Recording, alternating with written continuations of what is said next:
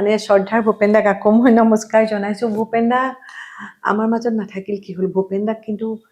আমাৰ গোটেই মানুহখিনি, গোটেই পৃথিৱীৰ মানুহকে ভূপেন দাই বহুত কিবা কিবি দি থৈ গ'ল। মোৰ গানবোৰ ইমান বাজিছে ৰেডিঅ'ত, মোক মানে মই গীতিমালিকাত গাবলৈ বা অন্য হেৰি কৰিবলৈ মোৰ গান নাই। চিনেমাৰ গানবোৰ কল্পতৰু বা বাজিয়ে থাকে, অনুৰোধৰ আচৰ, আকৌ শুনোৱা হওক, এইবিলাকত বাজি থাকে। মঙলদৈ চহৰখন বৰ সংস্কৃতিবান চহৰ, একদম মানুহখিনি মানে ইমান তেওঁলোকে ৰিচ মানে কালচাৰেলি, তোমাক মানে তুমি গান নাচ আমাৰ সময়ৰ পৰাই সেইখিনি সময়ত আমাৰ সুবিধা নাছিল। সেইবাৰ মানে মই আৰু ভাস্কৰে গাইছিলোঁ বুজিছা ডুৱেটটো। ভাস্কৰ কিন্তু খুব ল'ৰামতীয়া আছিল, অলপ উৎপতীয়া ল'ৰামতীয়া, বেছি চিৰিয়াছ নাছিল। গতিকে যেতিয়া ৰেকৰ্ডিং আৰম্ভ হ'ল, তুমি যেন মোৰ মন ময়ূৰী প্ৰথমখিনি হামিং হৈ ভাস্কৰে গাব, তাৰপিছত মই গাম।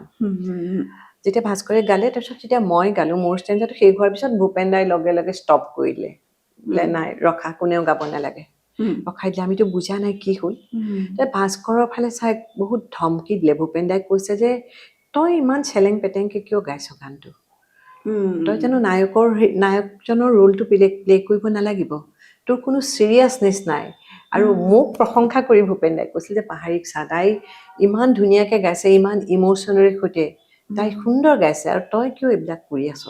গীটাৰখন কান্ধত ল, গীটাৰখন কান্ধত লৈ তই গীটাৰখন বজোৱাৰ নিচিনাকৈ তই হাতত ল, একো কৰিব নালাগে, তই গীটাৰত একো নিবও নালাগে, তই গীটাৰখন কান্ধত ল, তই তাৰপিছত তই গীতটো গা। ভাস্কৰে একদম নাৰ্ভাছ হৈ সি বহুত ভয় খালে ভূপেন দাৰ ধমক খাই, তাৰপিছত কিন্তু সি ভালকৈ গালে। তেতিয়া বাইদেউ প্ৰথম আপোনাৰ ডুৱেট গান কি বাৰু হেৰি ছবিৰ? যুগবিগতে গাইছোঁ ডুৱেট, দীপেন বৰুৱাৰ লগত। দীপেন দাৰ লগত, হয় হয়। কি আছিলে প্ৰথম গীতটো? কিয়নো ফুলে আজি বৰণীয়া ফুল। আচ্ছা আচ্ছা। তেতিয়া কিয়নো ফুলে আজি বৰণীয়া ফুল, এইটো গীতা হয়, শুনিছা?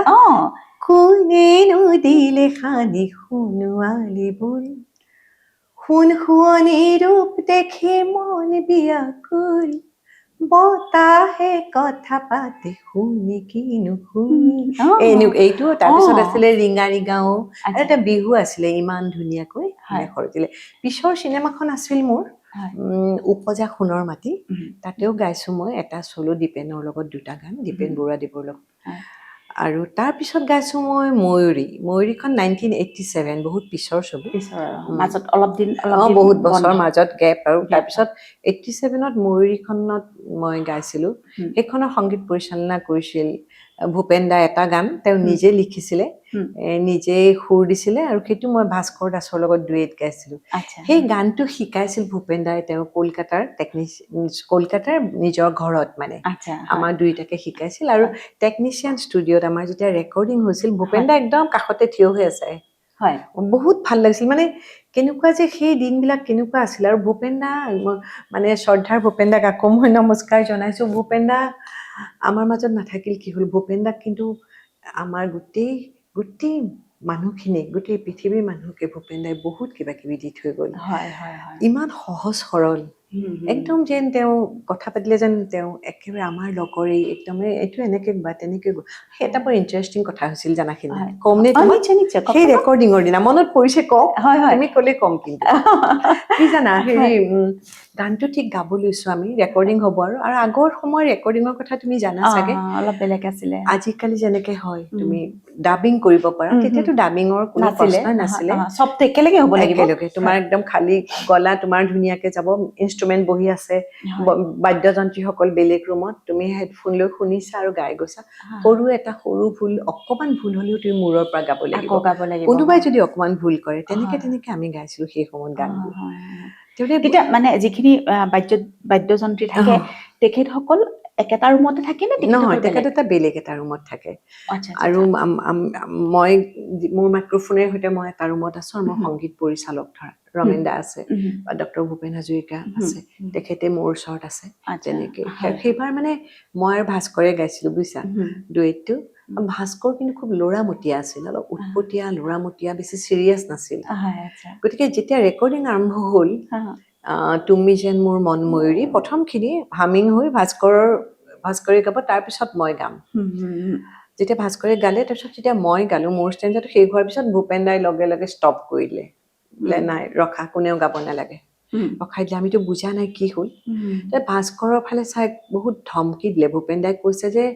তই ইমান চেলেং পেটেংকে কিয় গাইছ গানটো তই জানো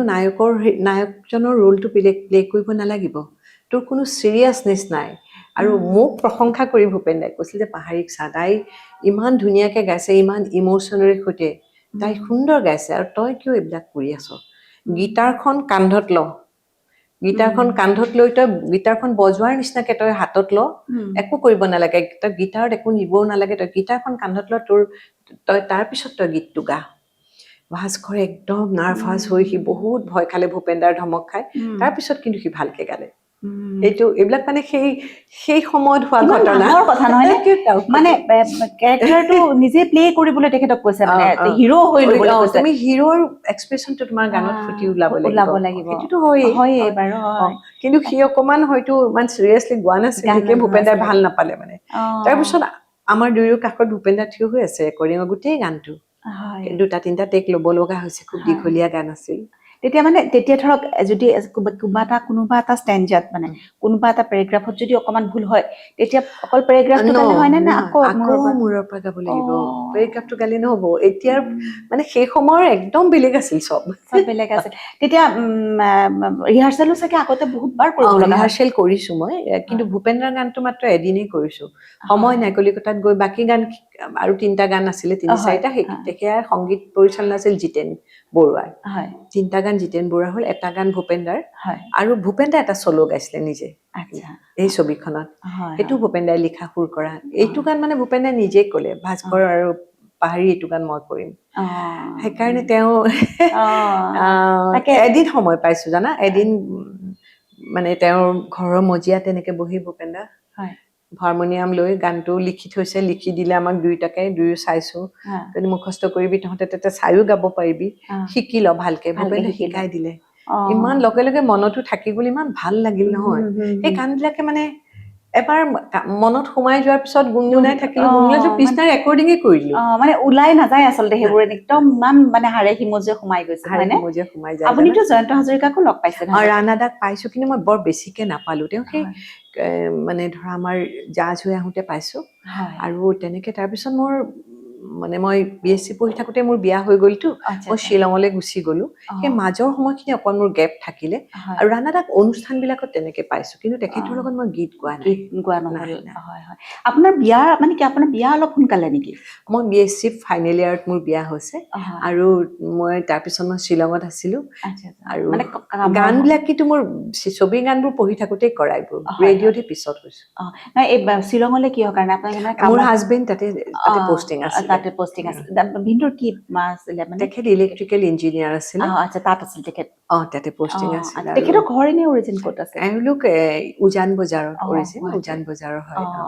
তাকে তাৰপিছতে আপুনি তাৰ পৰা আকৌ কিমান দিন তাত থাকিলে শ্বিলঙত তাতে প্ৰায় 5-6 বছৰ থাকিলো তাৰপিছত গুৱাহাটীলৈ আহিলো আৰু অহাৰ পিছতে মই তাৰপিছতে মই ৰেডিঅ' অডিশ্যন দিছোঁ কাৰণ মোৰ গানবোৰ ইমান বাজিছে ৰেডিঅ'ত মোক মানে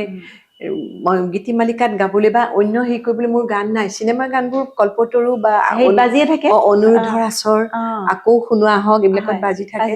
চ' যেতিয়া গুৱাহাটীলৈ গুচি আহিলো আমি তেতিয়া মই ৰেডিঅ'ত অডিশ্যন দিবলৈ যেতিয়া অডিশ্যন মানে আপোনাৰ বহুত পিছত 1970 কিমান 8 মানত হ'ব নেকি নহয় 78 মানতহে দিছো অডিশ্যন তেতিয়া মানে মই যেতিয়া অডিশ্যন দিবলৈ গ'লো তেতিয়া মোক মানে এজন তাৰে ষ্টেচন ডিৰেক্টৰ নহয় তাৰে এজন প্ৰডিউচাৰ এজন মানে ক'লে মোক মই কৈ দিওঁ খগেন দাক লগ পালোঁ মই খগেন দাই কৈছে তুমি আৰু অডিশ্যন দিয়াই নাই অডিশ্যন দিব লাগে একেবাৰে ডাইৰেক্ট বিহাই দিয়া তুমি জেনেৰেল অডিশ্যন দিব নালাগে এইটো শুনি মানে মোৰ ভয়ো লাগিল মই পাৰিমনে বিহাই ডাইৰেক্ট দিব ক'লে গানবোৰ দেখোন বাজিয়ে আছে তোমাৰ এতিয়া বিহাইত বহি দিয়া বিহাই দিলো বিহাই পাছ কৰিলো তাৰপিছত আৰু একে সময়তে নাটকৰো বিহাই পাইছো আপুনি অভিনয় কৰিছিলে নাটক কৰিছিলো জানা স্কুলীয়া দিনত বহুত নাটক কৰিলো সমৰেন্দ্ৰ নাৰায়ণ দেৱৰ লগত মংগলদৈত মানে তুমি একটা কথা কওঁ মংগলদৈ চহৰখন বৰ সংস্কৃতিবান চহৰ একদম মানুহখিনি মানে ইমান তেওঁলোকে ৰিচ মানে কালচাৰেলি তোমাক মানে তুমি গান নাচ আমাৰ সময়ৰ পৰাই হয় সেইখিনি সময়ত আমাৰ সুবিধা নাছিলে কি শিকিবলৈ মেলিবলৈ তাৰ মাজতে যিয়ে যি পাৰে কৰিছে যাৰ ওচৰত যি পাৰে শিকিছে দেউতাই এজন মণিপুৰী টিচাৰ ধৰি লৈ আহিলে মই ক্লাছ 7ত থাকোঁতে তেওঁৰ ওচৰত মই মণিপুৰী শিকিছিলোঁ 2 বছৰ মণিপুৰী নাচিছিলোঁ সৰু আৰু তেতিয়া ধৰা মায়ে গায় বৰগীতৰ লগত মই মণিপুৰী নাচো এই তেনেকে মঙলদৈ চহৰখনত মানে তুমি মানুহ প্ৰত্যেকে কিবা কৰিব থাকে খুব ভাল পায় আৰু খুব সংস্কৃতিবান আৰু মানুহবোৰ খুব ভাল এতিয়াতো খুবেই ভাল হৈছে তাতে এতিয়াতো আৰু বহুত উন্নত তাতে মিউজিক স্কুল আছে ডান্সৰ স্কুল আছে সত্ৰীয়া সবখিনিয়ে হৈছে এতিয়া বহুত সুবিধা হৈছে আমাৰ সময়ত নাছিল আৰু সেই সময়ত মানে সঁচা কথা কওঁ তোমাক মানে আমাৰ মা দেউতাহঁতে যেনেকে আমাক আগুৱাই দিছিল গানো গাব লাগিব নাচিবও লাগিব পঢ়িবও লাগিব সকলোবিলাকে কৰা নাছিল কিন্তু ন সকলো এটা অকমান ৰেষ্ট্ৰিকশ্যন এটা ৰাখে মানুহবিলাকৰ এটা পটকে মানে ওলাব নোৱাৰে আৰু মা আছিল আদৰ্শ কিয় মায়ে সেই তেনেকুৱা সভা সমিতিত মাতিলে মায়ে গৈ বৰগীত গায় গতিকে সেই মোৰ মাৰ পৰা মই সেইখিনি পাইছো সেইকাৰণে মই তাতে মানে এষ্টাব্লিছ হলো সমৰদাই মানে কিবা নাটক কৰিলে মোক মাতি লৈ যায় কিবা মানে ইখন নাটক সিখন নাটক বোলে মানে ডাঙৰ ৰোল কৰিব লাগিলেও মই মানে শাৰী মেখেলা চাদৰ পিন্ধি ক্লাছ 9তো হ'লেও মই কৰিছো সমৰদাৰ লগত আৰু তুমি শুনি ভাল পাবা সদ অসম একাংকিকা নাট প্ৰতিযোগিতা প্ৰথম হৈছিলে 1969 নেকি মই 9ত আছিলো বোধহয় সেইবাৰ প্ৰথম অসমত সদ অসম একাংকিকা নাট প্ৰতিযোগিতা আৰম্ভ হৈছে মঙলদৈত পাতিছিলে গোটেই অসমৰ দলবোৰ আহিছিল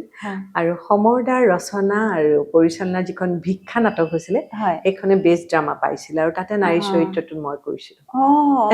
ইমান ভাল লাগে ন কিন্তু আপুনি পিছলৈ কিয় অভিনয়টো এৰি দিলে অভিনয় ভাল পাওঁ কৰি ভাল পাওঁ মানে এৰি ঠিক নিজে এৰো বুলি এৰা নাই মই আৰু তেনেকে মানে ইমান বেছি কৰা নাই আৰু য'ত যিয়ে মাতিলে কেতিয়াবা কৰি এতিয়া গুৱাহাটীত থাকোঁতে নিউ ইয়ৰ প্লেছৰ গোটেইখিনি মানুহখিনিৰ লগত ভাল NAPৰ পৰা বহুত কৰিলো জয়ন্তহঁতৰ লগত তাৰপিছত ৰবীন ডেকাহঁতৰ লগত বিশেষকে ধৰা অমিতাক্ষৰ চন্দৰ বুৰঞ্জীমূলক নাট মেঘনাথ বধ ৰঙিলী এইবিলাকত কৰিছিলো আৰু তেনেকে ৰেডিঅ'টো বিহাই হৈ মই বহুত নাটক কৰিলো কিন্তু মোৰ গানটো মানে বেছি ভাল লাগে আৰু গানটো মোৰ কাৰণে বেছি মানে হেৰি আৰু কণ্ঠশিল্পী হিচাপে এটা বেলেগ ধৰণৰ এটা মানুহে বিচাৰিলে কণ্ঠশিল্পী হিচাপে ফাংচনত বিচাৰিলে বা তেনেকে বিচাৰি ফুৰোতে গানটো থাকি গ'ল আৰু